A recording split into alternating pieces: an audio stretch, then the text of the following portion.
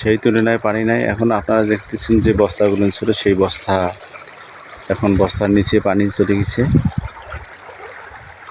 তো একটা পানি কমলে কিন্তু নদীর ভাঙন বেড়ে যায়, এটা আপনারা জানেন।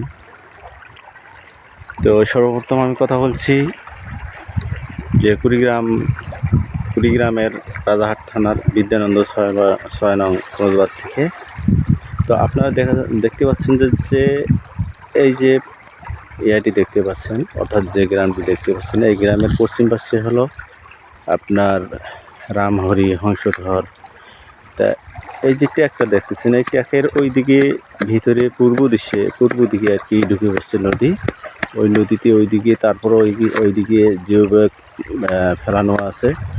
আর সবচেয়ে বড় কথা হলো এই দিকে ওই যে আপনারা দেখতেছেন গাছগুলো সোজায় ওই এক কথায় ওই দিকে, অর্থাৎ ওটাকে বলা হয় সরিষাবাড়ি এলাকায়।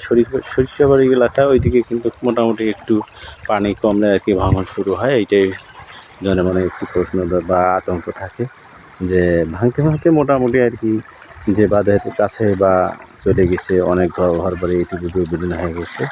তা আমরা এ পর্যায়ে আপনাদেরকে দেখাচ্ছি যে কত একদম পানি নিচে নেমে গেছে, সেই স্থিতিশীল অবস্থায় আছে, পানি কোনো বৃদ্ধি পায় নাই।